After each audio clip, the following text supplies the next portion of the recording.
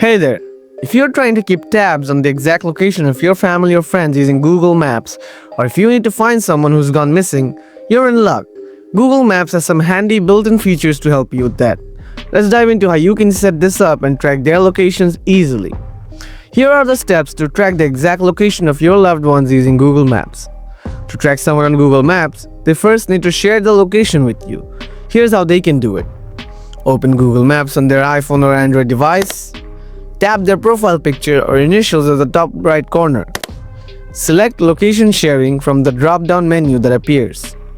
Tap Share Location. Choose how long they want to share their location. Select your contact from their list of contacts, or they can send you a location sharing link through messaging apps like WhatsApp or SMS.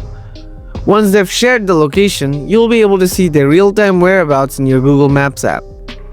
By following these steps, you'll easily set up and track your family members or friends on Google Maps, helping you stay connected and ensuring everyone's safety.